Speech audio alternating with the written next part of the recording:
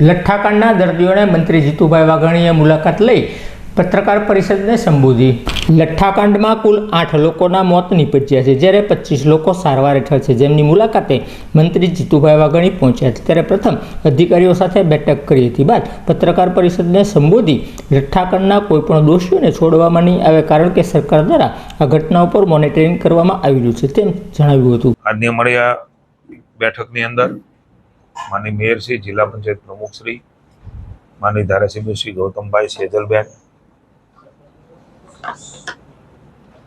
Range IG Shri Asariji, SP, SDPO અને અલગ અલગ પ્રકારના સૌ સંલગ્ન ડિપાર્ટમેન્ટો, સિવિલ હોસ્પિટલ સહિત આખો ક્યાસ કાઢીને કઈ પરિસ્થિતિમાં શું બીનું છે એની ચર્ચાઓ કરી છે। મને હર્ષભાઈ સાથે પણ અડધો કલાક પહેલા જ મારે વાત થઈ છે। પોલીસે ખૂબ ગંભીરતાથી તરત જ એક્શન લેવાનું શરૂ કર્યું। એના માટે એવું કહી શકાય કે ઘણા લોકોને જાનહાનિ થતી એ અટકી છે। હાલમાં 19 લોકો સારવાર હેઠળ છે અને 16 લોકો સંપૂર્ણ સારવાર કરીને ડિસ્ચાર્જ થયા છે। એ ઘટના પછીના જે પ્રયાસો છે એ આપણા માટે સારી બાબત છે। પોલીસ સ્ટેશનમાં ગુના પણ નોંધાણા છે। 21 આરોપીમાંથી 13 આરોપીઓ એની અટક કરી છે અને 10 દિવસ સુધીના રિમાન્ડ મળવા એ પોલીસે કરેલી રિપોર્ટના આધાર ઉપર એ ફલિત થાય છે। મુખ્ય સૂત્રધાર ગૌતમ સોલંકીને રહીશની પણ અટક કરવામાં આવેલ છે અને બીજા 2 પણ ગુના એમની ઉપર થયા છે। રાજ્યની સરકારે મુખ્યમંત્રી ભૂપેન્દ્રભાઈના માર્ગદર્શન અને આદેશથી નાયબ મુખ્યમંત્રીશ્રીએ પણ હર્ષભાઈ ખૂબ ગંભીરતા લીધી। એ જ દિવસે જાણ થઈને એસએમસીને તપાસ આપવાનું કામ પણ રાજ્યની સરકારે કર્યું। એટલે ક્યાંય કોઈ પણ વસ્તુ એ રાજ્યની સરકાર છુપાવવા માંગતી નથી। જે કઈ ઘટના બની છે એ ઘટના પ્રત્યે સંવેદના અને દુઃખ છે। ઉચ્ચ કક્ષાએ સીધી તપાસના આદેશ એ પણ અપાણા છે। એમના અધિકારી સાથે, મયુરસિંહ સાથે પણ મારે ચર્ચા થઈ છે।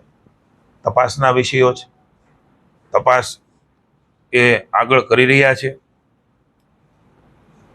29 જેટલા લોકોને પોલીસ દ્વારા શોધીને મેડિકલ તપાસણી કરી અને જરૂરી સારવાર પણ પોલીસે શોધી ગોતીને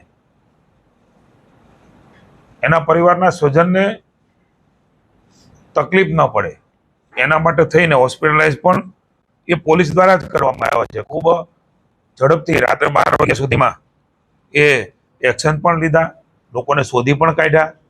ક્યાં ક્યાં એમણે આ પ્રકારની ચીજ વસ્તુ આપી છે એ પણ ઝડપથી પાછી લઈ લીધી। કેટલાક લોકોના ધ્યાનમાં આવ્યું એટલે કેટલાક લોકોએ કદાચ ફોડી પણ નાખી હોય, એનું સેવન ન પણ કર્યું હોય, પણ કંઈ પણ છોજ રાખ્યા વગર પોલીસે પણ સંવેદના અને માનવતાથી આ કામ કર્યું છે। આપણે સૌના ધ્યાનમાં છે બનાવ બન્યો, પુનઃ એકવાર કહું છું, એવું જ છે, પોલીસને પણ છે, અમને પણ છે અને સરકારને પણ છે। એ ઘટના ઉપરના એક્શનો પણ ખૂબ સખ્તાઈથી રાજ્યની સરકાર લેવા માંગે છે। જે કંઈ લોકોની નિષ્કાળજી ધ્યાનમાં આવી છે, પ્રાઇમરી એ 2 પીઆઈને અને 5 જેટલા પોલીસ કર્મચારીઓ, જેમાં એક એએસઆઈ પણ આવી જાય છે, એમને સસ્પેન્ડ કરી અને રાજ્ય સરકારે એ સખ્તાઈથી કામ કરવા માંગે છે। એ માટેનું પણ આ પગલું એ લીધું છે।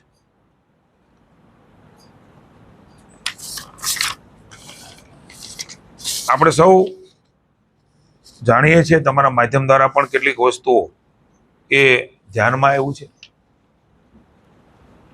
કે કોઈ પદાર્થો ભેળવીને આ પ્રકારનો વેચવાનું કામ જેમણે પણ કર્યું છે હજી પણ એસએમસી દ્વારા કડક હાથે કામ લેવાનું અને આ ઘટનાઓ દ્વારા શીખીને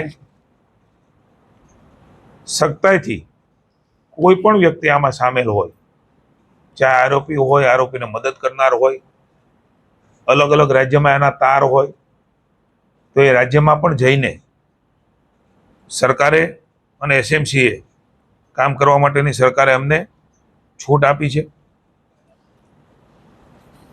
ગંભીરતાથી આ વિષયને રાજ્ય સરકારે લીધો છે, નહીં તો કદાચ ન કરે નારાયણના મૃત્યુ આંક એ વધારે સંભાવના હતી થવાની.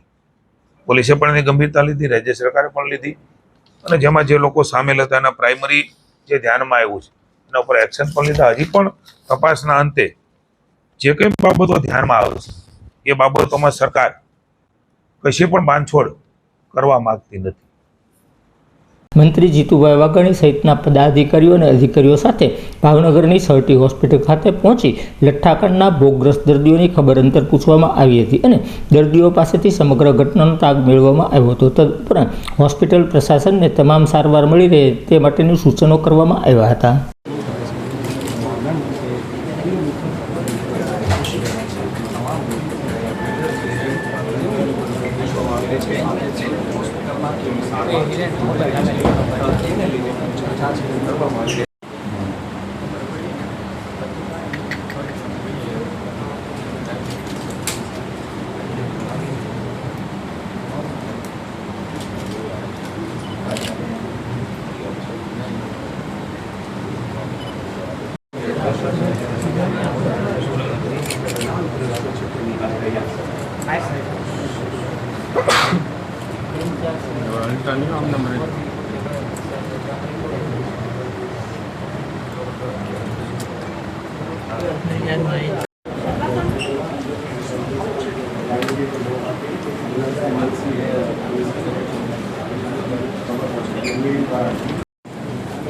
आज છે નવું આજે આવ્યું છે નીચે છે કે જૂનું છે નવું છે. દાખલ દર્દીઓ છે, સામાન્ય વોર્ડમાં છે અને આઈસીયુમાં છે, બધાની મુલાકાત લીધી છે. સુપ્રિન્ટેન્ડન્ટ અમારા ધારાસભ્યશ્રીઓ સેજલબેન ગૌતમભાઈ, અમારા બંને શહેર જિલ્લાના પ્રમુખશ્રીઓ ભાઈ શ્રી કુમારભાઈ અને દિગુભાઈ બધાને મળ્યા છે, જાણકારી લીધી છે. ટ્રીટમેન્ટ પણ જે કાંઈ થઈ શકે તમામ પ્રકારની કરવાની રાજ્ય સરકારે મેં પણ સૂચના આપી છે.